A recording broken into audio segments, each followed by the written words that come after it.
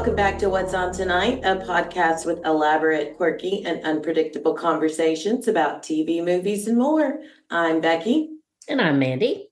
Tonight, we are coming to you with a very special episode. It's our first interview. Yay! We have with us today Justin Wade. Justin played Joseph Marino in episodes 3 through 6 on the Pitt. Welcome, Justin. We are really honored to have you with us today, and I just can't thank you enough for giving us your time today. Thank you, Mandy. Thank you, Becky. It's a pleasure to be here, and it's an honor to be your number one first interviewer. You'll always be our number one. Really? The first is always special. Oh. So, Justin, looking at your IMDb page, I'm so impressed with what a well-rounded person you are, and you've worn so many different hats. You went to Lee Strasberg, you played sports, you've done modeling, you've done acting, you were in physical therapy. Yep. You've got an extensive history in stand-up comedy, and so you've just done a lot of awesome things. And I was struck by how perfect the casting was for that role, given your broad skill set. So I'm just wondering, what do you think it is about you that makes you so successful in so many different fields? Well, got to pay the rent. And just I have a lot of interest. I love everything that you named. I love doing stand-up. I love acting. I love helping and healing people. I'm starting right now with the National Academy of Sports Medicine so that I can be globally certified and, just continue to do something on the side as well. Because acting takes up a lot of my time. I'd like to be an assistant to a physical therapist. That's the next plan. Wow.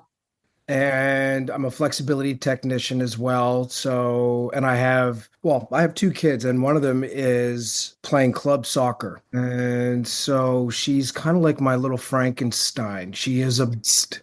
I have to admit that I stalked your wife's your beautiful wife. She is impressive as well. I stalked her Facebook page a bit yesterday, and I saw your daughter in action. Holy cow. Yeah. And I did wonder, do you coach her? I do. Wonderful. Two things is we are divorced. Oh, okay. Apologies. No, not at all. But we're still family. We'll take care of each other. Happy. They used to say happy wife, happy life, happy ex-wife. Even happier life. Happier life. Yeah. So, but yeah, it's wonderful. It's great how we all work together. And yeah, I do train her. As a matter of fact, she has half day today at school, and we're going to go to Zoo Drive here in by Griffith Park. They've got like 4 soccer fields that are going to be completely empty. And so I'm going to pick her up after school, and we're going to go and we're going to train there. And then one of the other parents asked if I would help train their daughter as well. Wow. That's really cool. So we do that often. And then, with stretching as well being the most important of them all. But it's a team effort, and she loves what she's doing. She's playing club soccer, and she's a beast. She's impressive. From the little clip that I saw on your ex-wife's Facebook page. Yeah. I was really impressed. My husband coaches our kids. It's baseball, but he's coached our kids throughout their entire lives. They're 17 and 21 now. And it's just, I didn't grow up playing sports. And I just think that really adds a dynamic to the parenting relationship if you do it right, if you're not one of those parents that's overbearing. Yeah, absolutely. And it's a real delicate balance too. It really is. But if you do it right, so rewarding for those kids. And I think it turns out people like you who are well-rounded, who have interests in so many different things. I think sports can really play a big part in that. But one of the things that I find interesting about this show is how many of the actors are also, at least tangentially, part of the medical community as well. Did that come up when you were being cast? Well, no, not at all. Actually, it was just, I was talking to Noah. We're offset and we're watching the other actors, and he's kind of like doing a little directing on the side. And then he struck up a conversation with me, and he asked me like, where you're from and, what's your deal? And I just, I told him I'm from Montreal, Canada. When I first came to LA, one of the first jobs I got was volunteer at Cedars-Sinai Hospital, and that I had worked at Equinox Gym for a number of years. And he's like, "What?" He like, I thought he was going to be like, "Word." Yeah. I've always wanted to be on a medical show, Grey's Anatomy, ER, whichever show there was. I mean, if there was a scalpel, I want to be there. And the fact that I was on this show was just such a dream. I mean, talk about like walking into a warm bath. It was all No. the big words and the drama. But what was so special about this show was that the show, it was so close to reality that when I worked, when I volunteered work at Cedars-Sinai, it was very similar. And I saw a lot of things. And this is back in 96 when I first moved here. I'm kind of aging myself, but I saw a lot of We're stuff. all in that same age group, by the way. So Yes. yeah, Okay. great club. We're seasoned. Yeah, we're seasoned. Exactly. Yeah. We're marinated. Yeah. You see a lot of things that happen, and there's sometimes where you're just so overwhelmed. And this is like in 96. This is like pre-pandemic and all that. And I remember the charge nurse used to be like, "Justin, get in here." And like strip this person down and get those blankets and bring those charts over here. And I'd be like, "Okay," and I'm wearing my little blue apron, volunteer with my name on it. But they put me to work, and the doctors saw that I was interested. And I always kind of like would, peek around the window or peek around the curtains to see what was being done, just to put an ear to it. And the doctors would pull me to the side and they explain everything that was going on, much like in the show when Noah was like, "Okay, what do we do? We're in this particular situation. You want to be a doctor? Here we go." And then they got to rattle off what they have to do. And they're like, "Great, good, let's go." It's such an amazing concept when you actually have a real life situation where people are about to die, and yet you're being asked on how you're going to save this. Like everyone is their own little MacGyver. Yeah. Right. And I don't know if that's comforting or not, to think about the fact that sometimes people are really just making it up on the fly. Yeah. I need 1,000 cc's of up, and I need something, but that, and then I got to do the tube down the throat, and it actually really does happen. And it was really cool to see how close the Pitt does it to the actual scenario. I've seen a lot of that online from medical professionals saying that it is the closest that they have seen to real world ER conditions. Yeah. I have a very special someone in my life who does labor and delivery. And every time she goes to work, that's all they ever talk about. I actually have been getting videos from people at work going, "Hey, just wanted to say thank you. We're a big fan. And that grand mal seizure that you did, very impressed." That's very nice. Nice recognition. I mean, that's huge. Coming from a doctor, it's like, it's one thing if it's your friends, they're like, "Hey man, good job." It's another thing. It was Dr. Go who's saying, "Hey, you know what? I really appreciate how you really committed to that seizure for how long, Well, yeah, speaking of your role on the show, so we first see you in the waiting room, and one thing Mandy and I laugh about all the time is that you don't discount any patient who passes on the screen. And we saw you sitting next to Doug, who is the happiest man alive. So I bet that was a lot of fun watching all of that play out. But you do end up having a seizure, which ended up being the big finale in episode 4. And, we read a lot, like Mandy said, about your background, and it seems you were really well cast for this role because it's physical, comedic, and serious. And we're not medical professionals, but we also think you did a phenomenal job. So we're curious, how did you end up getting cast in this role? Did any of your background have anything to do with assisting you with that? And then we'll have a couple follow-up questions about the seizure itself. Well, it was the 4th time I had auditioned for the show. So there were Kathy Guilford, is it Guilfond? Kathy Gelfond, the casting director, Sandrich Gelfond. She, I guess, I submitted something, the first time off the bat, which was good. And then they were like, "Okay, let's bring it back again for the second one." And it was all self-tape. And then a third and a fourth. And I had a friend of mine that helped me out who was just totally instrumental, Ingrid Walters. And I actually auditioned for Langdon. Wow. Yeah, I auditioned for Langdon, oh, what a prick. Oh, you just made Mandy's day. I'm Team Santos all the way. Yeah. God, Patrick just killed it. He just kills Yeah. it. Phenomenal Like job. you just want to be like, F you, Patrick. Yeah. No, not well, just him playing Langdon. Yes. Patrick is a wonderful cat. And then, but doing that audition was like, oh, I had to do surgery, and it was just, the most cocky guy in the world. It was just like he's better than the Yeah. best. But then I got the Joseph Marino role after the fourth time, and when I got the call, I was like, I what?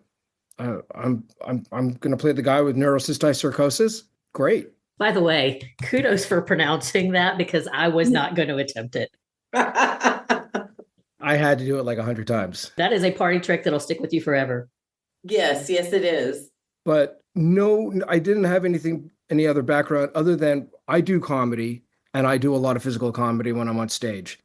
And I'm also known as the guy, I'm a bit of a funny guy. And no matter how hard I try to be serious, it still comes off funny. It's a bit of a curse, but I think I got it from the first time when I was 17 years old and my parents gave me allowance that just I thought was insufficient. And I complained about it and my friends were howling with laughter. I'm like, guys, you don't understand. This is serious. And they're like, dude, are you kidding me? You're 17 years old and you're still getting allowance. But but to play Joseph was actually that was a real treat. You did a great job. And I know the seizure comes on while you're in the waiting room. And, we both complimented on how it looked very realistic. And I've listened to a lot of podcasts about medical shows. And one of the biggest complaints people have is that seizure didn't look real. It didn't look real. But yours, we all bought it. We had a question from one of our listeners, Katie Gennett, who asks, how many takes did you have to do before you got all of that? They were like, okay, that's it. We got it. Well, we did 8 or 9 takes.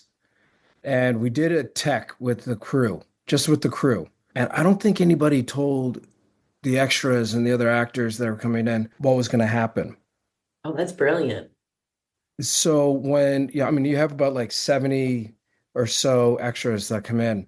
And thank God it was only 8 because it was very difficult. It's actually more difficult than it seemed because apparently I've got a big head.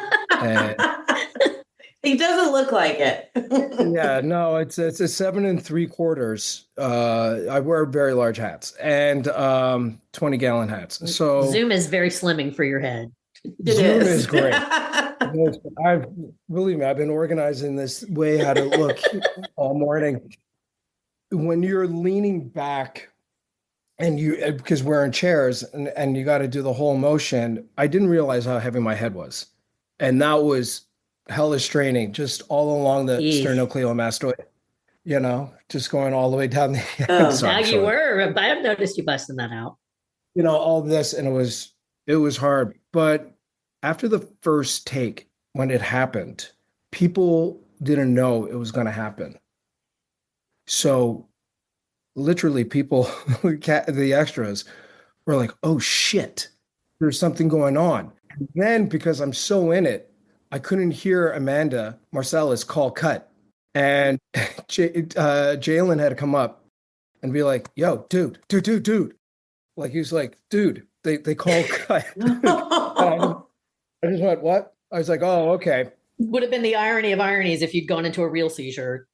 I know. That's what I was afraid of. I was afraid that, like all of a sudden I had like some sort of like conditioned. Yeah, I know what you're saying. Would manifest where I'd just be like, I can't break out of it.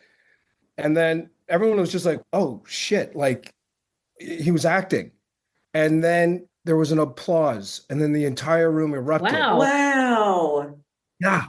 How cool is that? That's pretty amazing. That had to make you feel good. It did. I'm a sensitive guy. I almost kind of welled up a little bit at that point, but I was like, oh my God. It's like, give me my Oscar or my Emmy now. Thank you. Yeah, thank you. You love me. You really love me. That was your Sally Fields moment. That was my Sally Fields.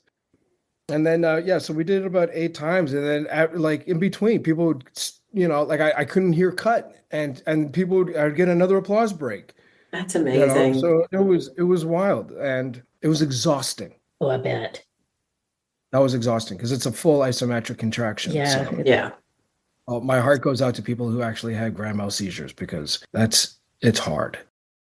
I don't know if you've ever witnessed one in person, but I have witnessed a real grand mal seizure, and you did a fantastic job. You really did. It was very, very believable.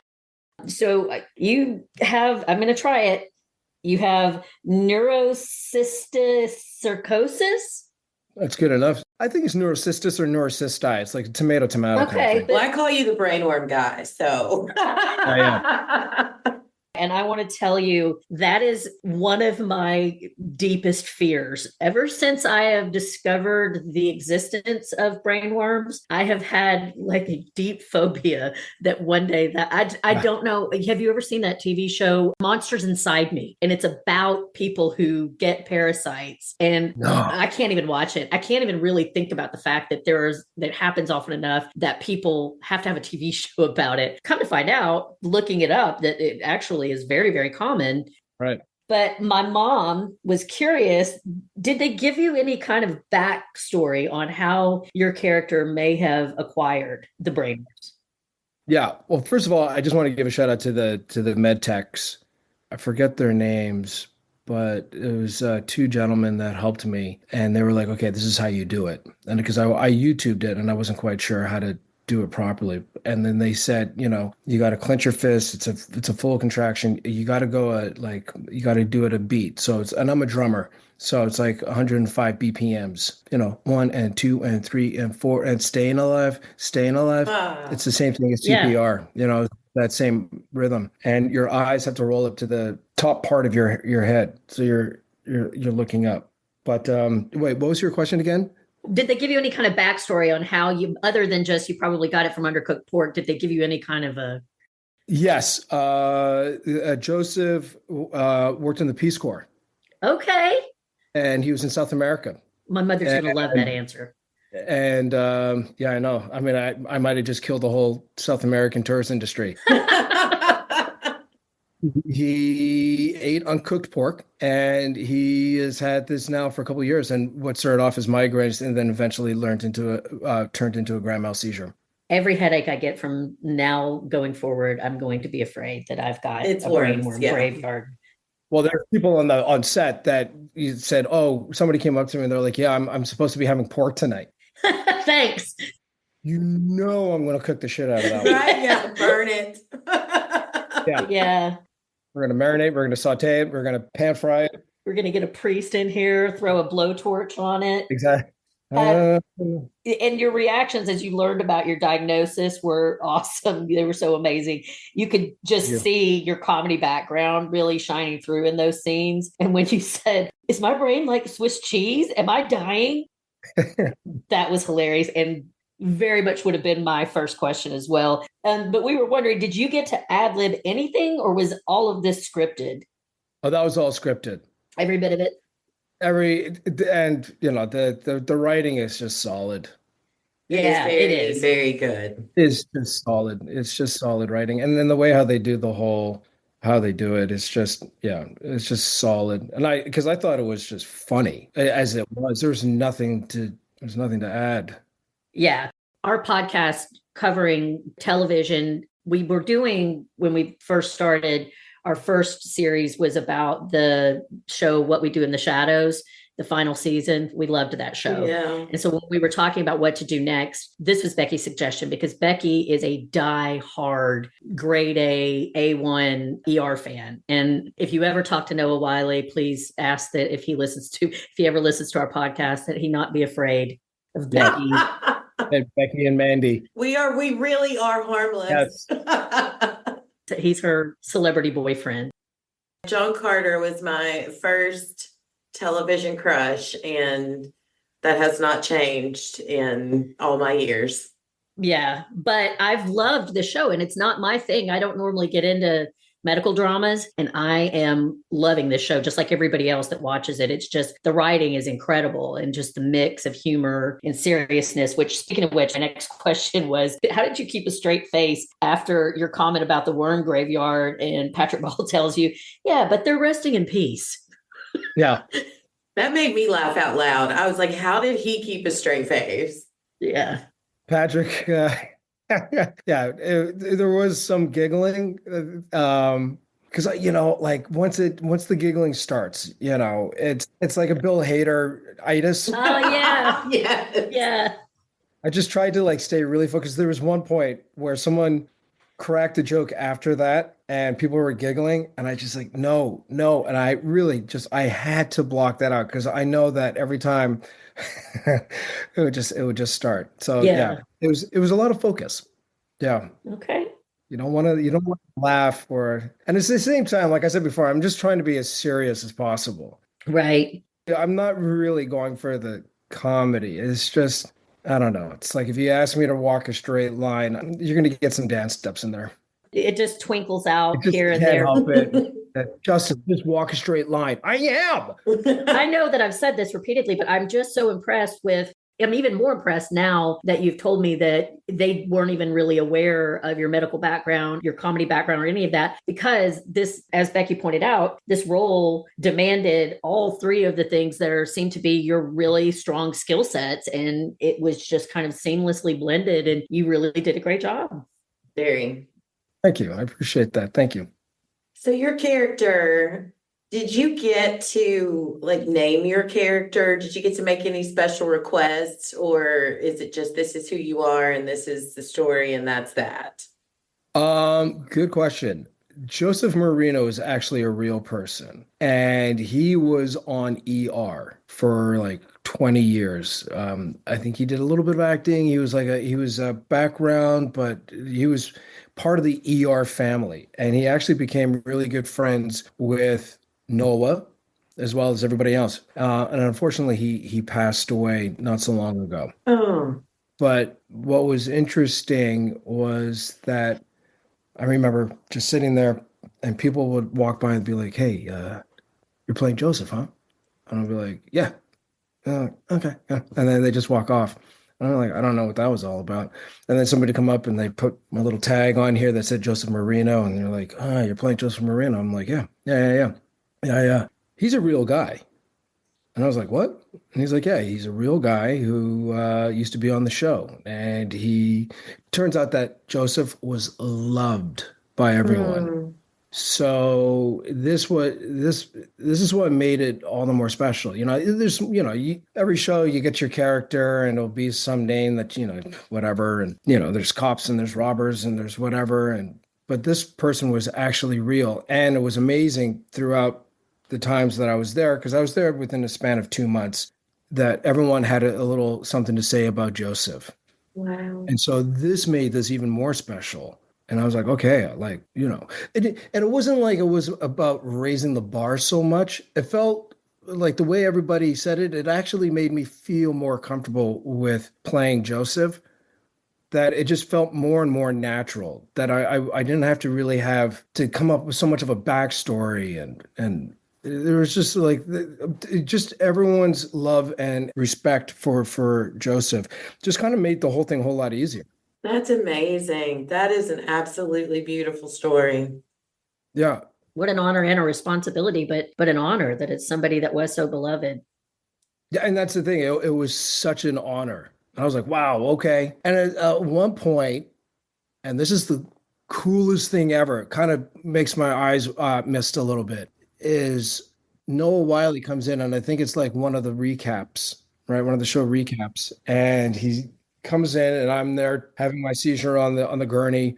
And Noah comes in, Dr. Michael Rabinovich, and he takes out his stethoscope and he's like, "Welcome back, Mr. Marino." And then Langdon goes over to the medical records and types it in. He goes like, "We have no record of him." And then the show starts. Wow. Yeah, it was the tip of the hat. A shout out to Joey, which I thought was dope. That's amazing. That is such a, I Yeah. was not expecting that Yeah, that answer, was and that just warmed my whole soul. So yeah, yeah, kudos to you yeah, for honoring him in such a really nice way. It should, yeah. I bet that his family was just so tickled. Well, he's got a lot of close friends. Actually, Carly, she's out there. Yeah, she's. I think she runs the fan page, and she is dope AF. Yeah, she's amazing. She's why we're talking to you now. We're very grateful. Yeah, Everyone on the cast seems to have amazing chemistry, and you did your scenes with Patrick Ball and Issa Briones, and those two have an obvious, their characters have an obvious hate relationship. But, of all the people that you got to work with on set, who was the person that you enjoyed working with the most? And then a follow-up question from one of our listeners, loyal listeners, Maureen, who among all the actors surprised you the most?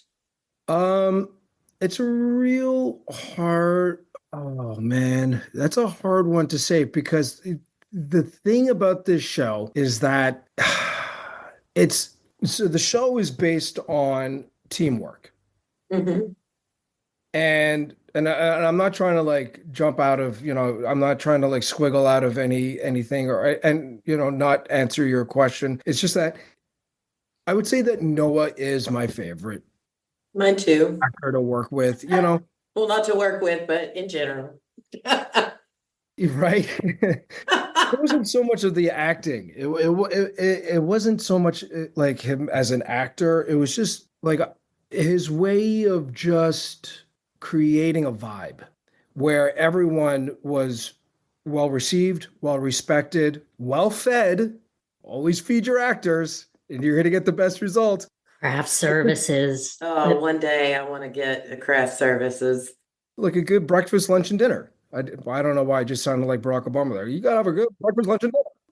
It's fine. We miss him. So We miss him so very much. You want to eat, man, you want to work, you got to eat. That's a very good Obama. Oh, it's very So, good. no. Anyways,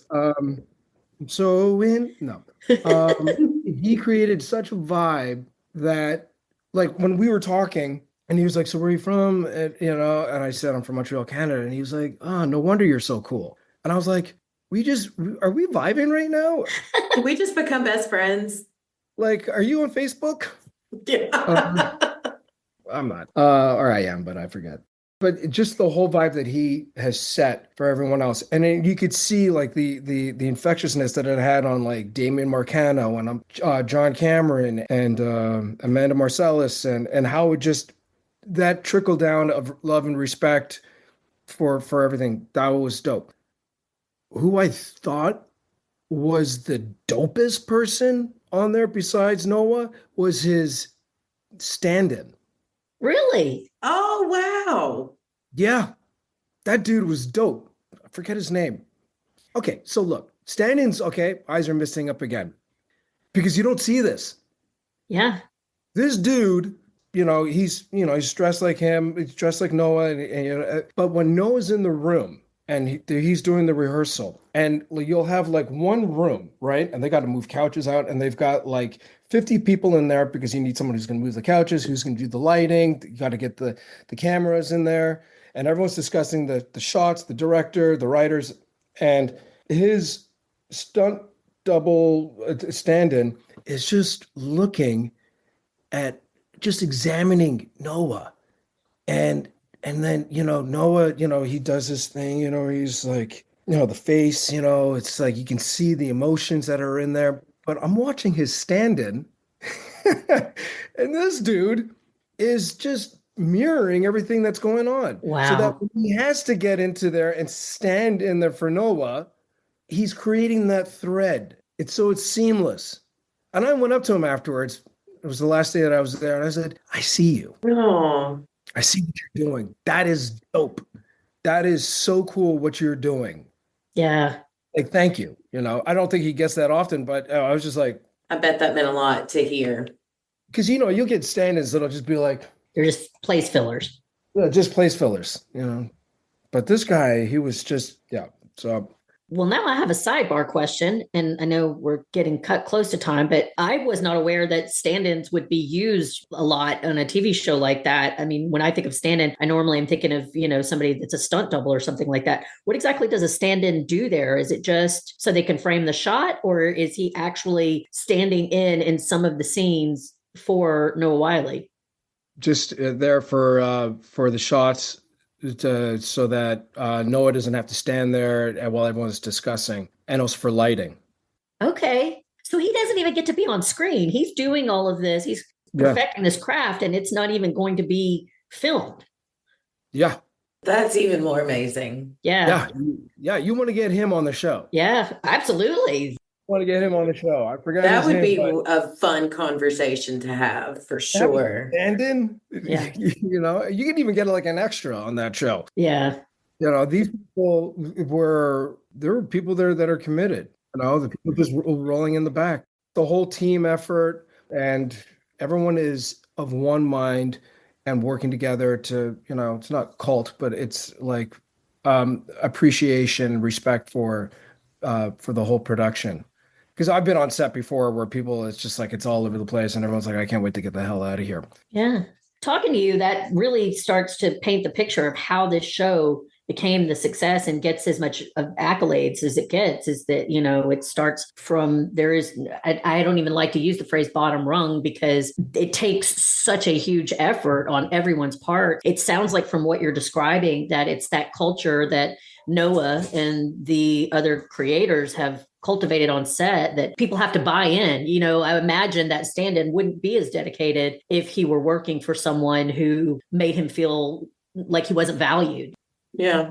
Yeah. That's really cool. So this is maybe a bit controversial. I know that there have been certain factions within Canada and the United States that have not been getting along lately. So reading your bio, I see that you are from Canada, but you've spent a lot of time in the US. So I just feel like it wouldn't be responsible if I didn't ask you, are you Team Drake or Team Kendrick? Well, first of all, I want you to know that my answer is going to be 25% tariff free. That was wonderful. And yeah. Oh God, I can't say anything because if somebody is watching this back in Canada and they're working for TSA Canada, I don't want them to be like, hey, listen, can we have a word with you for a second? And then there's Drake in the office, It's like, I've been watching that show with Mandy and Becky, and yeah. And you definitely don't want to offend Kendrick because the next thing you know, he's winning Grammys and slandering your name. He might be the next diss track. Yeah. Look, I'm a fan. I'm a Kendrick fan. I'm a Kendrick fan. The whole beef thing, I don't get it. I really want to see a fun beef. I want to see one like between I don't know, Michael Che and Colin Jost. Colin Jost. That's the beefs we need in this world. Yeah, I want to see them in the ring swinging it. And, I don't know. It's just. Who would be a good one? Who would be a good one? Like who's still, but like I want them like a lot older generation, like Barbra Streisand and Dolly Parton. I want to see that. I want to see that beat. That beat would be like, Jolene, and the other one is like, I don't know. Well, Dolly's from Tennessee, and she's practically the patron saint of Tennessee. She is the patron saint of Tennessee, for sure. Honestly don't think you could get her into a beef if you tried for any reason. She's not even really beefing with Jolene. She was very polite, asking her to please not take her. Like, leave my man alone, right? Okay? I need him. Yeah. Oh, Drake. So you're going to pick Drake just for patriotic sake. Yeah. Well, I'm going with let's call it a tie. There you go. That's diplomatic. That's a weak answer. That's the weakest answer. Well, you gave the best with the tariffs answer, so everything else is just gravy. Yeah. Well, we're coming close to the end of our time. So before we do wrap it up, I want to know, do you have any projects that are in the works that you want to tell everyone about? And where can our listeners find you on socials and all that good stuff so they can keep up with you? Yeah. Let me see. Justin Wings Wade on Instagram. Sorry, folks, I'm not on Facebook to all the baby boomers. Good for you. Just did I'm on the countdown that's coming out on Amazon. Just a little stint on there. And I have my theater show that I do for actors at the Broadwater Theater coming on April 8th. And that's kind of like an open mic for actors. I've been doing this show for 4 years where people come up and they do scenes and monologues. And we just had a show last week, and it was a night of comedy. And I'm the host, the producer, and people come in and you pay to play. And it's the one time that you can actually be a part of a theater production without having to make a full month or 2 month commitment. That's amazing. Do you televise those or are they just strictly in-house? Yeah, no, I put them on Instagram and whatnot. Awesome. I'll make sure I'm gonna go check those out myself. Yeah. It's for that it's at Actors Night. Okay, I'm gonna make sure to post links to your Instagram and I'll add that one to it in our show notes so that people can just click and find you and follow you. Yeah, and you can also find me if you look on my IGs, you'll see what comedy shows that I'm also doing. Excellent. So You need to make your way out here to Tennessee. Yeah. Oh, I've always wanted to go to Tennessee. Yeah. Well, we're smack dab in the heart of all the craziness. So Wow. if you ever make it to Nashville, you know how to get a hold of us. So Yeah. hit us up. I'm gonna bring my shoulder pads. You should. Yes, you should. Yeah, I'm gonna bring a helmet and shoulder pads, and I don't know. What are those things that you put on your ankles, like for when you're walking in the weights? snow? No, when you're walking in the snow, so you don't get snow in your boots. Yeah, we don't get a lot of snow here, so we don't know. I would say saran wrap. Yeah, right. Galoshes? I don't know, Montreal. Or galoshes? No, just because apparently there's a lot of shit going down. For So sure. That is the truth. Yeah, far too much. yeah, it's what do you damn. Yeah. It's 1867 around here. Yeah, it is. Yeah. We are a bellwether for a lot of things. And Becky's going to wrap up here a second, but I just want to take a second to say I am not blowing smoke at you when I tell you I am so impressed with you. Like just reading up on you, Same. I am really, really. We you. love people who are well-rounded is the only way that I can think of it. Like I was struck earlier when you were talking about how you're also a drummer and you're using your knowledge of that. That's what I love about lifelong learners and people who are interested. Knowledge is always good to have. And I think that we need more curious people in this world, more open-minded people. And so I'm just really impressed with you. And we really appreciate you giving us this opportunity. Thank you. We're a baby podcast. This is like Mandy said, and we work full-time jobs. This is a labor of love. We don't make any money or anything like that. And people like you willing to take an hour out of your day just to sit and talk with us about anything and everything. It really means a lot. And you are a very great guy. And I appreciate so much that you're talking with us. And I if you ever just want to come back on and talk about any shows you've got coming up or anything, you are welcome here anytime. Thank you, Becky. Hey, like I've always, I had to do the same thing.